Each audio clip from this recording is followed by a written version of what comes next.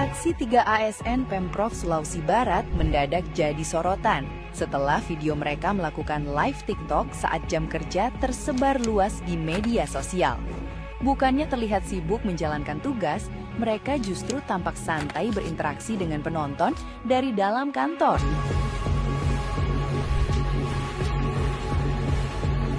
Aktivitas tersebut langsung memicu reaksi publik karena dinilai tidak mencerminkan etika kerja sebagai aparatur negara yang seharusnya mengutamakan tanggung jawab pelayanan kepada masyarakat.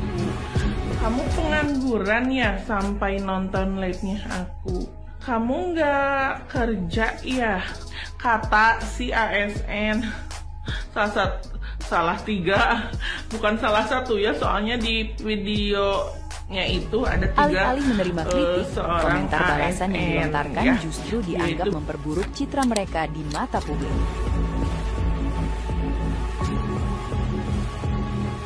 Pihak Dinas Kepemudaan, Olahraga, Pariwisata, dan Ekonomi Kreatif Sulawesi Barat kemudian memanggil ketiganya dan memberikan teguran sebagai sanksi awal.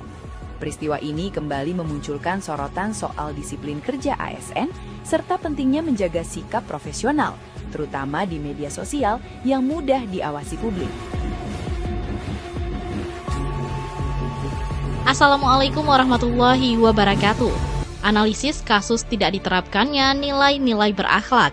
Kami, sub kelompok 1 terdiri dari Muhammad Hakiki Sanubari SH, Darashini SH, Dr. Mustasyar, dan Multazam ST. Dalam hal ini kami mengangkat kasus viralnya aparatur sipil negara Sulawesi Barat pada live TikTok saat jam kerja.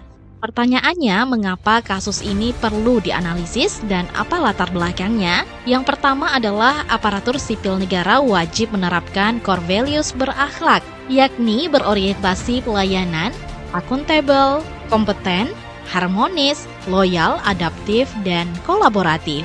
Kemudian yang kedua, media sosial menjadi perhatian publik, lalu perilaku ASN dapat mempengaruhi citra pemerintah. Dan yang terakhir, kasus viralnya ASN live TikTok saat jam kerja. Analisis ini bertujuan untuk mengidentifikasi masalah pokok, kemudian menganalisis aktor dan juga perannya, lalu pelanggaran nilai-nilai berakhlak yang ada dalam kasus ini, serta mengetahui dampak kasus yang terjadi, dan juga menentukan upaya pencegahannya. Nah, kasus ini baru saja terjadi pada bulan Mei 2026 di pemerintah Provinsi Sulawesi Barat. Pada saat itu, seorang ASN sedang melakukan aktivitas pribadi, yakni live TikTok saat jam kerja. Hal ini diperoleh dari viralnya media sosial dan diberitakan oleh beberapa media online. Singkatnya, saat ASN melakukan live TikTok, ini mendapat sorotan publik dan juga respons yang kurang etis, serta ditegur oleh pimpinannya dan ada tindak lanjut dari instansi.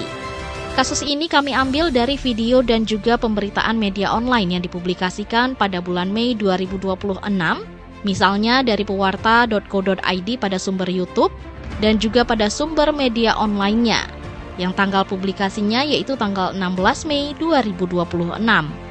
Masalah pokok dan yang menjadi akar permasalahan di sini adalah manajemen waktu yang buruk, lalu yang kedua rendahnya disiplin dan juga tanggung jawab, yang ketiga penggunaan media sosial yang tentunya sangat tidak bijak, dan juga kurangnya pengawasan serta pengendalian, lalu kurangnya pemahaman nilai dan etika aparatur sipil negara, serta budaya kerja yang belum kuat.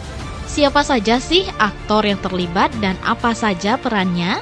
Aktor yang pertama tentunya aparatur sipil negara atau si pelaku yang melakukan live TikTok saat jam kerja. Kemudian, aktor yang kedua adalah masyarakat atau netizen, yakni pemberi kritik dan pengawasan sosial. Lalu yang ketiga adalah Sekretaris Provinsi Sulawesi Barat, yaitu pimpinan yang memberikan teguran dan penegasan terkait disiplin aparatur sipil negara. Lalu yang keempat adalah instansi pemerintah Provinsi Sulawesi Barat yang merupakan penanggung jawab dalam pembinaan, pengawasan, dan juga penegakan aturan aparatur sipil negara. Untuk analisis pelanggaran nilai-nilai berakhlak, yaitu yang pertama berorientasi pelayanan. Di sini bentuk pelanggarannya adalah ASN melakukan live TikTok saat jam kerja, sehingga pelayanan kepada masyarakat terabaikan dan waktu kerja tidak digunakan untuk melayani masyarakat dengan baik. Yang kedua, nilai akuntabel. Dalam kasus ini, ASN menggunakan waktu kerjanya untuk aktivitas pribadi. Lalu yang ketiga, nilai kompeten. Dalam kasus ini, ASN tidak menunjukkan sikap profesional dan tidak menghasilkan pekerjaan yang berkualitas karena sibuk dengan aktivitas pribadi. Lalu yang ketiga, kompeten. Dalam kasus ini tidak memanfaatkan waktu kerja untuk meningkatkan kompetensi dan hasil kerjanya. Lalu yang keempat, harmonis. Di sini salah satu ASN memberikan respons bernada sinis kepada masyarakat yang mengkritik sehingga menimbulkan ketidaknyamanan dan juga citra yang negatif. Lalu nilai loyal yang kelima, perilaku ASN saat viral di media sosial sangat merusak citra instansi pemerintah dan menurunkan kepercayaan masyarakat. Keenam, nilai adaptif. Dalam hal ini bentuk pelanggarannya adalah ASN memanfaatkan media sosial untuk kepentingan pribadi saat jam kerja. Dan yang terakhir, kolaboratif, yaitu perilaku ASN ini tidak mencerminkan kerjasama dan menjadi contoh buruk bagi rekan kerja serta lingkungan organisasi. Selanjutnya, analisis kode etik aparatur sipil negara, panduan perilaku yang dilanggar dalam kasus live TikTok saat jam kerja bertentangan dengan ketentuan kode etik dan juga kode perilaku ASN. Antara lain, tidak disiplin, tidak menjaga nama baik instansi, tidak profesional, tidak menghormati masyarakat, dan tidak mematuhi ketentuan peraturan. Poin ke-10, dampak pelanggaran dan juga manfaat menerapkan nilai berakhlak. Mendapatkan sanksi disiplin dan hukum, menurunkan kinerja organisasi, citra instansi tercemar, serta konflik dan ketidakharmonisan. Sedangkan manfaat menerapkan nilai berakhlak yaitu meningkatkan kepercayaan publik, mewujudkan pelayanan berkualitas, meningkatkan kinerja dan produktivitas, menciptakan lingkungan kerja harmonis, serta mencegah risiko dan juga pelanggaran.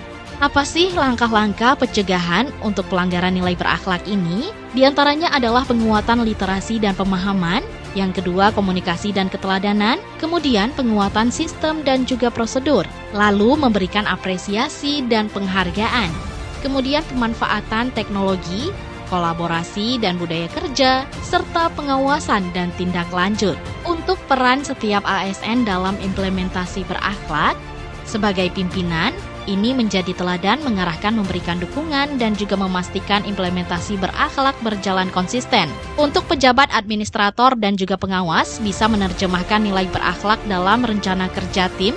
Lalu untuk jabatan fungsional menunjukkan kompetensi, profesionalitas, dan inovasi dalam memberikan layanan dan penyelesaian tugas. Dan sebagai pelaksana, yakni melaksanakan tugas dengan berintegritas, disiplin, dan memberikan pelayanan terbaik kepada masyarakat. Serta bagi seluruh aparatur sipil negara, bisa membangun kolaborasi, saling menghargai, dan menjaga komunikasi yang harmonis untuk mencapai tujuan bersama.